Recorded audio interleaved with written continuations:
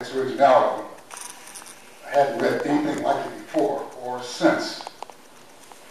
Fiction writers are among the most conservative of artists, and that's why formalistically most novels read as though they were written by the same person. Brian Geisler said, who was William Burroughs' mentor, said that fiction is 50 years behind painting. We saw each other on and off after that. He was a guest in our home. And this is amazing because some guy from the BBC interviewed me recently about Tom Gunn, who was a professor here. I was his roommate or his office mate for years. I never got that side of him. You know, this guy's a motorcycle, you know, some kind of guy riding around at night. He's a very conventional person, and I don't recognize Richard Brautigan in this gossip, this stuff that's coming, these tabloid things that are coming out.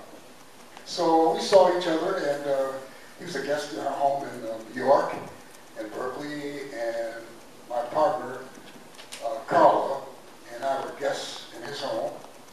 And when my novel, Mumbo Jumbo, was published, he sent me the original front page newspaper account of the Jim Jeffries-Jack Johnson fight.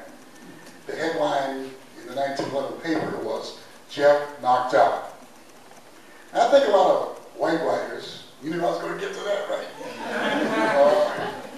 This guy on the weekend said, "You really want to get a soft Ishmael Reed, watch him play Love for Sale like Cole Porter on YouTube." So I'm trying not to be hard. But anyway, I think a lot of white writers coast along in whiteness. The cultures of others are only acceptable if it has a sort of white endorsement. A commentator said that if it were not for Lead Belly, there'd be no Eric Clapton. And my response in the Times was that one can imagine Lead Belly pounding rocks on the chain gang and thinking to himself, I really have to endure this because without me, there would be no Eric Clapton.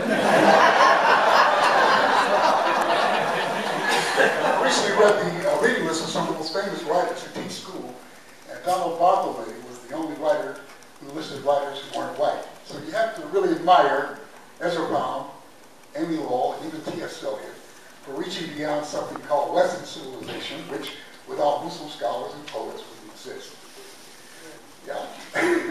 Richard Brautigan's interest in Japanese writing led to my becoming a world-class writer instead of just another token minority writer subject to the whims of the Anglo establishment, tolerated until replaced by another token or ostracized after defying the sponsors who were responsible for their success. This is what happened to Richard Wright and James Baldwin.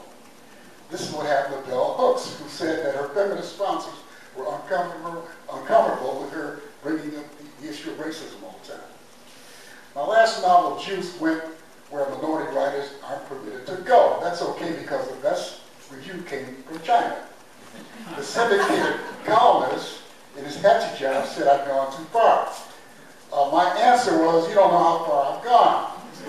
Two of my books were published in Montreal, and one was called Going Too Far. A couple of years ago, two books that include the works of over 40 Nigerian writers, edited by Carla Blanken in their collaboration with Robert Wilson and directing a Pakistani play at the Kennedy Center. The two books, one entitled Short Stories by Nigerian Women, were sold to the Egyptian Center of Translation to be translated into Arabic. For some, Richard Brautigan was this monster who played around with guns, the cartoon version, or who drank too much, or insulted his host. I never saw that side of Richard Brautigan. He was always talking about his daughter, very tenderly. I remember that time when you were a child and you pointed out to Richard that he and I were on the same plane, going to New York. But when the smoke and gossip is cleared, he will be ranked with innovators like Picasso and John Coltrane.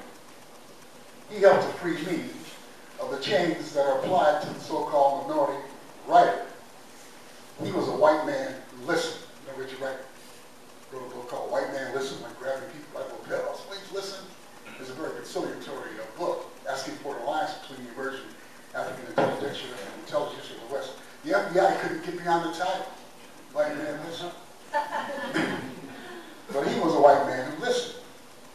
I once gave Richard a concert at the hotel on the president's Daughter, which was published by the first black male novelist in 1853. Did he refuse the book with the kind of sneers that we get from a know-it-all mix? Did he call it an exercise in political correctness? That phrase that the right has borrowed from the Communist Party. The next time I saw Richard, he was quoting from a novel. Thank you very much. Yeah.